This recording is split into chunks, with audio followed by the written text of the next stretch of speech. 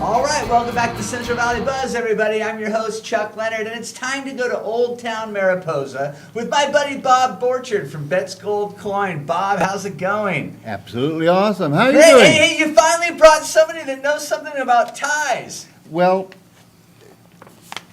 I got you. Did you see that, everybody? Every week, Bob gives me a hard time about my ties. I got him this time. Who do you bring with you today, Bob? Alan, who you probably spoke with earlier on the phone to coordinate the tie routine. And by the way, these are really not Jerry Garcia ties.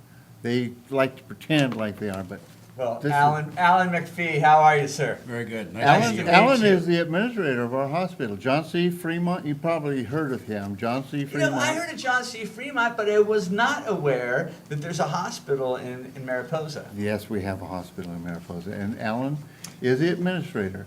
And We have a very good hospital there. We have an excellent hospital. And That's a pretty good gig. How do you get a job like that? Well, you have to go through a lot of punishment for a lot of years before they can put you into an administrative position. Are you from Mariposa originally? I am not. I'm from California originally, but I've been around California, Washington, and whatnot. Being in healthcare, you tend to move a lot. You follow the positions that you want to positions. get. And this one in Mariposa, that's a pretty good deal. Now, how long have you been there? A little over a year, about 15 months. Tell me how you came about getting to be the administrator of the hospital. Well, just lucky, I guess. I had applied for the job as chief financial officer. There was two of us involved in that recruitment. During the process, the administrator of the facility resigned. And since I had a lot of operational background and the board liked me, then they asked me if I would be the interim while they went through a full recruitment. And Now, you're coming from where? At that time, like I said, I was born in California, but I had been doing a short gig down in Corcoran, California. And had you spent time in Mariposa before? I had not. I couldn't even find it on the map. Okay, this is my kind of Mariposa story. So you go up to Mariposa and you check out the hospital. Was the hospital bigger or smaller than you thought? No, it was exactly what I had anticipated. I've worked with a lot of small rural hospitals, so I knew pretty much what to expect. Probably the biggest issue was going to be convincing my wife that we should move to Mariposa. So while I was working, she did a cruise downtown, and she just fell in love with the place. All right, that's what I Great like to people, hear. great She met me. community.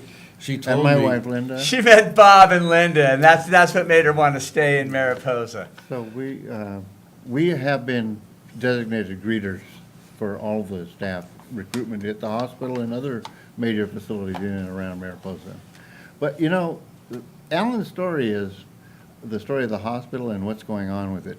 This year, you know, rural hospitals are really a challenge, and There's not as many of them as there used to be, right? No, there isn't. The last place I was at, I was only there for a short term, and it closed. It was in the process of dying, and it closed up just before I came up here. And that is, I don't know if that's the best term to use for a hospital, that it's dying, but essentially that's what happens, right? It's a very tough business They run out of model. funds, is that? They run out of funds. The cost of operation under some of the old models makes it too difficult for them to stay current with technology, with equipment, with staffing. It makes it very difficult. So does the Mariposa Hospital, how many other communities does that serve? It serves the county, predominantly the county of Mariposa. We have a remote clinic over in Greeley Hills, but by and large, it services that community in the immediate area. How many people are we talking? There's a total in the county of around 18,000. Now, a lot of them get their health care someplace else because it is a far drive to get over here. So we serve predominantly the Mariposa community and the immediate environs. you know, driving down here and the last week or so preparing for this show, I've learned a lot about the hospital. I used to be on the Hospital Foundation Board, and we have another show coming up. We'll talk about that. But what's been going on with our hospital, and a big role that Alan is playing in that, is making the transition into the new era. And we have some, and maybe we could talk a little bit about that. You know, hospitals have to change with the time, with the technology. Sure. We also have changing demographics. You know, people are getting older. We don't make babies as often as we used to. So the facilities. Speak for yourself, Bob. I brought that up for a very good reason.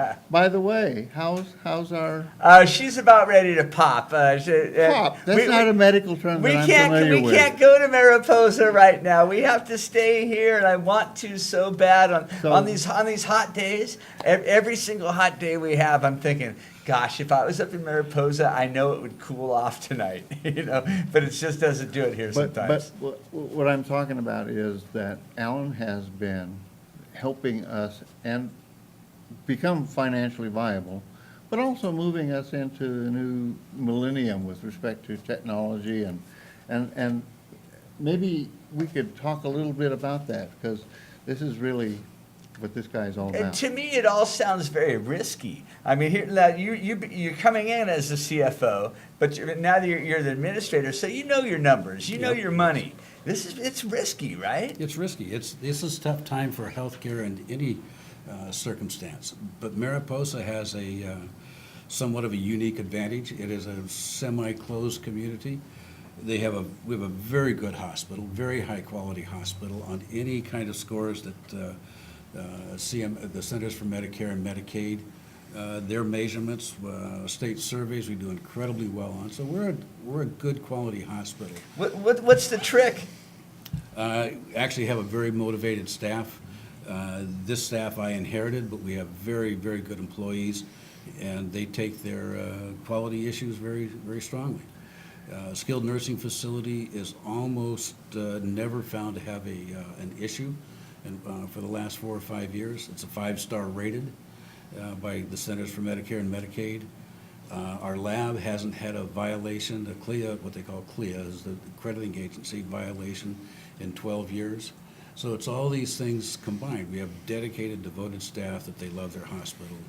Now, this is just so important for a small community like this, and I think this is one of those things that you don't really appreciate until maybe you have to use it. I think that what makes this facility so important to Mariposa is not just the residents, but the fact that we have 4 or 5 million visitors to Mariposa County, and we have to have first-class medical services available to not just our 18,000 people that reside there. Sure. But for the millions of people who come up there, and things do happen when you're on the road. A lot of our activity, a lot of our business is the tourist activity coming through there. And they come around pretty much year-round. A little bit of a drawdown in the winter months, but they're throughout the spring, summer, and fall. They're in Mariposa. So does that mean you have to have a bunch of different nurses with a bunch of different languages? No, your phone systems now, it's call-in to AT&T. They have a phone service that then you talk on the line and they speak their language, and then No kidding. that interpreter, we pay for that You know- service. Because there's too many. We Yeah, have. I would think. Just name a country and they bring in buses through Mariposa. Technology, we have a picture here we have a CAT scan now. Oh, great. Capability. Like I haven't But- seen enough of those lately. But the other thing is that they were showing me a piece of equipment that we have that, where a remote doctor can look at a patient and help with the diagnosis. Do we have that? Well, do you mean that the doctor doesn't have to be there? We have a doctor on site all Right. the time, 24 hours a day, 7 days a week. I didn't But- think you had people just climbing in the CAT Nah, scan no. machines there. No, but this piece of equipment that we're looking at here, sorry, I pointed at that, but that's connected to a neurologist, neurology group. And so someone comes in presenting that's looking like they're having a stroke or something like this, we can hook them up to this machine. The doctor is a two-way camera. The doctor can look at them very close up. It's high resolution, back and forth, question it. So we can't afford to have a neurologist on Right, staff. so it's cost cutting, but very So effective. the neurologist is in a remote site, long ways away, but they are available. How immediately. effective is that? Very. Someone comes in presenting with a stroke, it is critically important that they get care immediately. I know. Don't try to drive to Fresno, Merced, someplace else, because a lot of damage is being done during that time. They can come into the hospital. We have a doctor there that can, based upon what the neurologist is telling them, they can do the interventional procedures what we call get them packaged up so that now it's safe to ship them to a tertiary care facility. Before any more strokes set in. Right, but we can stop the damage immediately, and they can be there within the hospital, begin treatment within 10, 15 minutes, Amazing. which is critical Amazing. timing. Sure is. Another aspect that I've learned about recently in the last hour and a half driving down here to visit you is that we have some really unique opportunities on the horizon with UC Merced expanding. University of Merced has approached our Economic Development Council, including the hospital, about establishing better closer relations, as of yet still undefined, but wanting to partner up with this. There's a lot of things, a lot of resources that they bring to the table. We have a lot of needs, but there's a lot of things that we can be doing together. Like offering courses in Merced, Yes? not bringing courses to Mariposa. No, Well- it would be bringing, so that we could be doing some education classes at the Awesome. hospital or in Mariposa, but specifically evaluate ourselves so that we can use their training classes, their resources to help us, and vice Excellent. versa. And another thing that I've learned, and I'm sorry if I'm kind of leading you on this, but I took notes Good. while I was driving. Remember that truck we almost? Yes, I was- I was still thinking about At that. any rate, one of the things that's happening is that we're moving into the new age with high-tech medical facilities, but our facility itself is an aging facility. Right. And so Alan and our board of directors and all the people involved in the hospital are looking at down the road what it's going to take to keep us in the game. Because new facilities, we have a 50-year-old building that, Actually, it's about 65. The building is 65 years old. It's a very strong building, but it was built incredibly well even back for those standards. But it's time that we build a new facility, one that doesn't meet state seismic standards. So we're looking at how we can approach rebuilding this facility there in the community. By adding on to the one you already have? No. it would A be building completely new one. New building. That's going to take a lot of money. it takes, but the point that I was thinking about is how we got a hospital in the first place was a major innovation. It was a community pulling together and being really creative and finding ways to get her done. And what we have, I think, in Mariposa right now is a kind of environment, economically and politically and socially, where we can get her done. And we have people like Alan who have the vision, the knowledge, to put together the programs that we're going to need to have a facility that would be providing services that are valid in 20, 30 years from now. And so moving forward, and I was really excited learning about all this. This show has been a good education for me. I've learned a lot of things that are going on in my town, and what's on the drawing board with respect to our hospital and where we're going to be taking it is really exciting. Alan, thanks a lot for coming by. It was Thank great you. talking with you. Does Now, before we go, though, I want to tell you guys that we're going to go to a quick commercial break, but this isn't going to be just any commercial. This is going to be about a great time that me and my family had in Mariposa over a weekend. And when we come back, Bob, more Mariposa, we're going to be talking about an event. Well, we're going to be talking about the hospital again, but an old group that I used to be involved with, the Hospital Foundation, they put together a couple of events, and one of them is a blazing hog. And You said Blazing Hog. blazing hog. Okay. and, Well, then Blazing Hog it is. You guys stick around because we're going to stay in Old Town Mariposa for another segment. We'll be right back on Central Valley Buzz.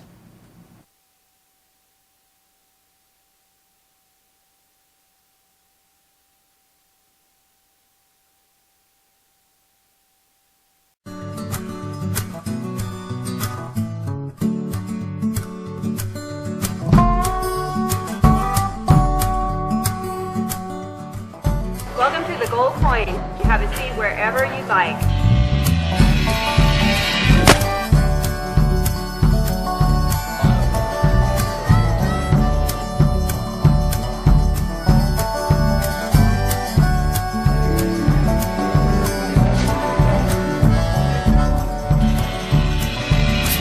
I just will never forget where I'm from and who I am.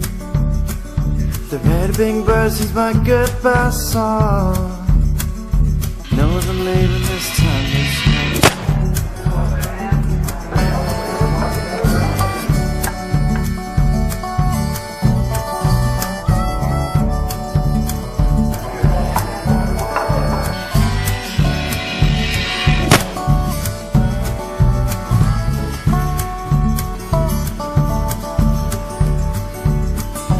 Pack my bags and memories. This time think I'm headed east. Find somewhere to win my day. This is a real U.S. dollar, a gold coin. And it's yours if you can answer one simple question for me.